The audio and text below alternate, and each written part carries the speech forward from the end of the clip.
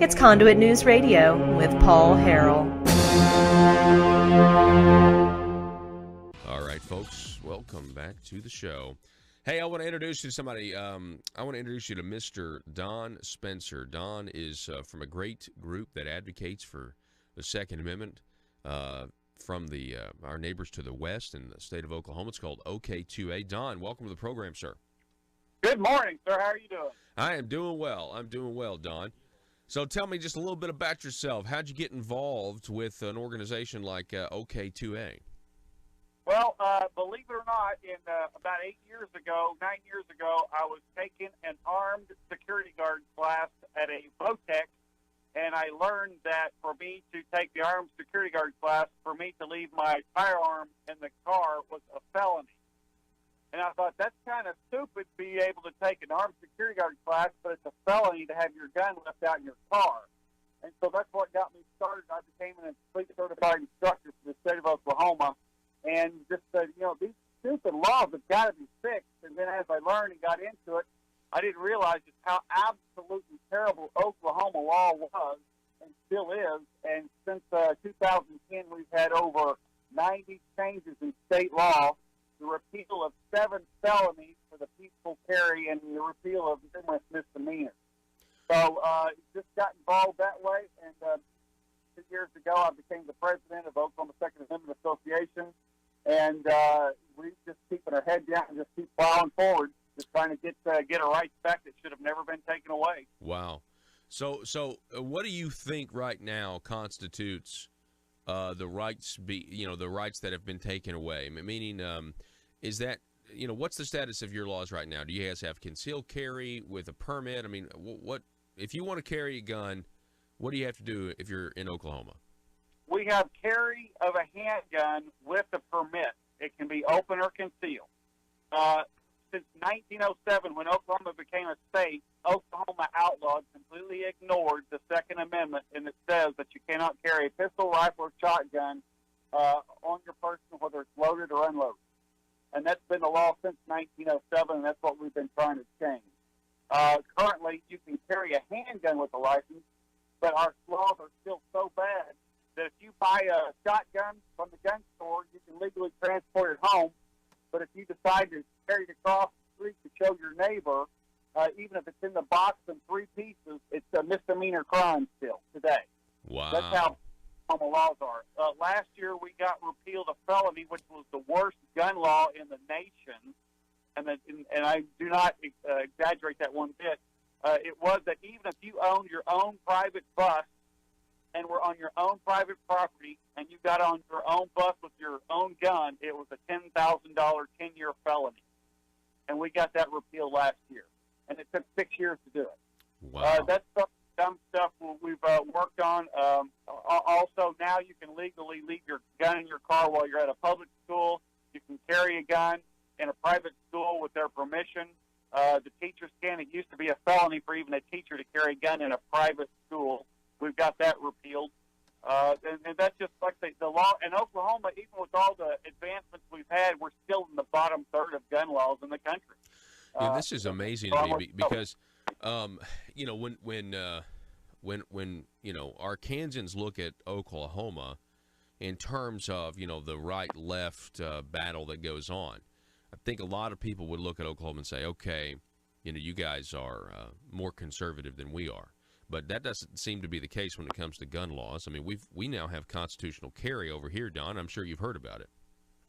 Yes, we've heard about it, and people keep asking us, why don't we have it here? It's because the Republican governor vetoed it this session in 2000. What were his reasons? So you got it past the state legislature over there. What was the governor's reasons for vetoing it? She felt that it was still a safety issue, although she would not take in consideration that the way Oklahoma we have our laws written, that if you're from a constitutional carry state that's recognized by the state of Oklahoma, you can carry with your driver's license in the state, but that does not apply to an Oklahoma resident. Again, that's how stupid our Oklahoma gun laws are. Okay, hang on. So you're telling me that if I, an Arkansan, who am, a resident of Arkansas, have concealed carry privileges here, or rights, so let's just say, I say privilege, I shouldn't have said privilege, I can go to Oklahoma, and the government of Oklahoma will let me open carry there or conceal carry without a permit just because I'm from Arkansas? As soon as the Attorney General recognized it, and I've not had the discussion with him because we just had the election last week, but yes, I'm looking to add Arkansas to that. But let me take a state that is recognized, such as Kansas. Okay. A Kansas resident can drive into Oklahoma legally carrying a loaded handgun, and it's perfectly legal, provided they can legally purchase or own the firearm. But an Oklahoma resident cannot. That's Wow. Oklahoma. That is strange. Well, but that's part of, in 2011, we worked to get that passed, and we worked to get it passed because we knew it would lay the groundwork for constitutional carry. Because we can say, look, it's stupid. All these outside states can carry, but our own residents can't. And even with that argument, our governor, Mary Fallon, decided that she listened to higher education. She listened to all the places that use our tax dollars and to lobby against us, and she listened to those entities to veto Senate Bill 1212. Wow. So a Republican governor listening to people who are kind of left of center. That's frustrating. We've experienced that here. So let me tell you how I do it and on our stuff. I tell them people, and they look at me like I'm cross-eyed, but I tell them Republicans are the problem. Republicans are the problem because we have a supermajority in the House, a supermajority in the Senate, and a Republican governor. And you can't get constitutional carry, so that we don't even need a Democrat. You cannot blame a Democrat. There's no need even going there. And again, we couldn't even get them to go for an override of the veto because they had let out a session to quit because of other political reasons related to that. But you keep saying Oklahoma conservative state. If that's the case, U.S. District 5 state U.S. Representative Steve Russell, who was the guy that was in on capturing Saddam Hussein, was just defeated by a Democrat socialist in the state of Oklahoma. So I actually would say Oklahoma is on the trend of being like Colorado 30 years ago. It was the reddest state in the union, and look what they are now. Mm-hmm. And why do you think that is? Do you think that's because the Republicans are leaving their base? And so, because the Democrats are going to vote for a Democrat every time, there's no way to placate them with like moderate Republicanism. They're still going to vote for the Democrat. Well, it's a combination of both. One, you have I call it the liberal cancer moving into the state, and all they do, they leave their Colorado and they leave California because of the high tax. They come to Oklahoma, but they bring their politics with them, even though they're escaping that exact same reason of the high taxes. So then they come here, they vote liberal, they move to liberal areas to secure those up, and even into not so liberal areas. And so you've got that plus the Republican base that does not have a spine. They don't have leadership to help them hold a spine together. So it's a combination of the two. Plus, it's education. The amount of people that have no idea that the Second Amendment, they know it's in the Constitution, but they do not understand the foundation of it. They don't even understand the foundation of the Constitution itself. And I'm sure you've experienced this too. I'll ask a person, they'll say, why don't we have constitutional carry? And I'll ask them, well, who's your state rep? Who's your state senator? They go, well, I don't know. I said, well, that's why we don't have it. You're not involved. And then it doesn't take that many people to get involved to get these things changed. But it's the greatest threat to the Second Amendment is voter apathy. I think that's the greatest threat to our freedoms generally. I totally agree. We're talking with Don Spencer, the head of the Oklahoma Second Amendment Association, OK2A. You can go to OK2A.org. You mentioned these people, Don, that are leaving liberal states whose policies don't work. And so they're going to conservative states whose policies do work, but they're not changing their political views. So they're essentially leeches, these people, and they're going to leech off of the success of limited government ideas, but they're going to then continue to vote out the people who have, given them the environment that's attractive. And that's how I would describe them, as leeches. And so I don't know what we do. I don't know what we do about that. Go ahead. Sorry. I'm sorry. I think you're kind to call them leeches because leeches can actually serve a purpose. I call it cancer because it just doesn't go away and it just spreads. And it's education, and it's very frustrating because our Oklahoma House of Representatives has 41 new members, freshman members coming in, and we've already identified out of that 41, that's Democrats and Republicans. 11 of the Republicans are outright blatant rhinos. They couldn't even get, and several of them had an F rating on the OK2A's score and also the NRA score. And these are the people that are coming in to represent Republicans and be in the House of Representatives for the state of Oklahoma. So when people say, why can't we get constitutional carry and our gun rights back? Well, it's because of the Republicans, just like this. You mentioned the NRA. Is the NRA a problem? Do they actually want constitutional carry? NRA, this is what when I 2010, the first thing I figured out is, if we write these bills and we say, hey, NRA, come in here and help us support them, we figured out pretty quick that they would do it. So last year we had 34 gun bills introduced, and we got 5 signed by the governor. The year before that, we had 36 gun bills introduced and had 9 signed by the governor. So the NRA, for us, and we've got a very good working relationship with them, have been very supportive. And I would not do anything I could to tarnish that because, like I say, we write the bills, and they come in and they help us with the muscle on them. But we've grown so well that our own muscle may be as equivalent or close to it as the NRA. Well, and that's good, and that's the fact that your state organization is getting just as much influence statewide, if not maybe more than the actual NRA. That actually is a really, really good thing, and I'm glad that the NRA has helped you guys, roll back some of these, gun restrictions in your state. From my standpoint, I think the NRA serves a purpose. I think it's generally good. I've seen what happened, in Arkansas politics, and it seems to me there's a little bit of sometimes of an aversion to unrestricted, unlicensed, pure Second Amendment constitutional carry, and that's why I asked that question. So, I go ahead.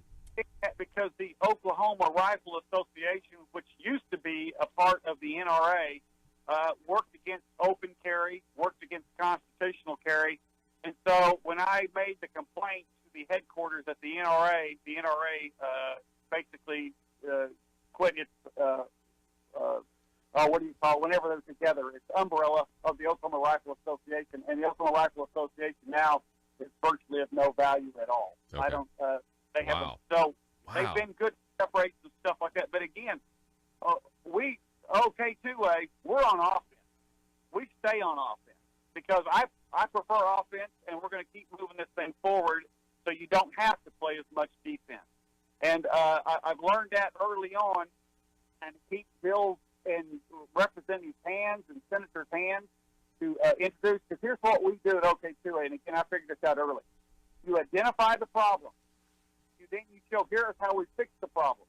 And then you support the legislator with everything possible to make sure that gets happened. And those guys and ladies eat that up because they go back to their district and say, hey, we're OK2A. I have an A+ grade. Here's why. And we actually had one legislator last year that went back with 3 signed bills by the governor, major bills by the governor in 1 year, which is absolutely crazy. Usually Wow. You're doing good anything on our desk. So, and again, that's what we identify the problem. We say this is how you correct the problem.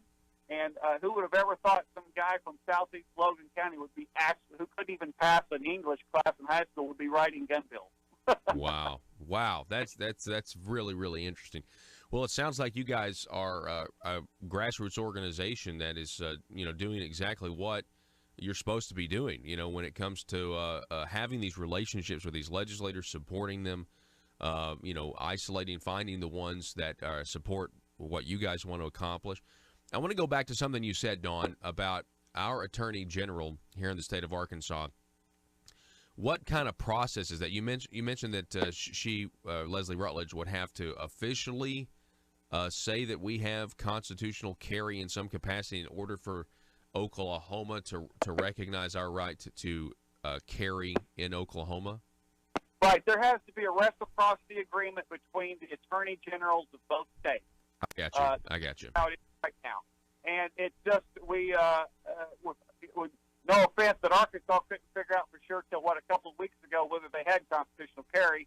So we never pushed it in Oklahoma. But I will be doing that now. We got the election behind us, and I will be contacting the AG, and we'll probably have to have one of our state senators actually write the official letter for it, which is not a big deal, to make the request. So that's what we do. Now, also, if you can let me expand one other thing. We go to all these troubles to make sure we're getting our rights back, but then we still have municipalities and political subdivisions of the municipalities violating our rights. And in Tulsa, Oklahoma, there is a park that's called the Gathering Place that they just put $465 million into it, and it's on public property, but they decided to ban guns. And we said, no, that's not going to work. And they actually removed some people for open carrying pistols while they were in and around the park, not even in the park. And so we basically, OK2A made the threat, like, okay, we're going to sue you, and under our state preemption, we're going to sue the city, we're going to sue the park, we're going to sue every person, that even the police officers that illegally removed these people from the park. And so since then, the city of Tulsa said, you know what? We don't think we want to get sued, and we don't think we want our police officers getting sued, so we will not be enforcing any such rule again. So that's what, and we're still going to have legislation to help clean up the fact that they can't do it. But again, we go to all this trouble, and you still have these municipalities decide that, you know what, that's we think we can still violate your rights. And OK2A says, no, you're not. Yeah. So that's what we keep doing. Yeah, you got to watch it on all levels of government. All levels of government. Hey, right. Don Spencer, this has been great. I really appreciate you providing us the window to kind of peer into what grassroots organizations are doing over in Oklahoma concerning the Second Amendment. It gives us a lot of ideas over here, and I hope we can continue to work together and just really kind of borrow off of each other's ideas. I got one more thing to add real quick. Yes. I was asked here if Oklahoma was going to, OK2A was going to endorse a governor for a person for governor, and I said yes, Jan Morgan in Arkansas. So that's how involved we are. Wow. Good guys too. All right. Well, hey, I appreciate it, Don. Don Spencer, thank you so much for being with us. And again, your website, if you guys want to find out more, OK2A.org. Don, thank you so much, sir. Appreciate it. Have a good day. Yes.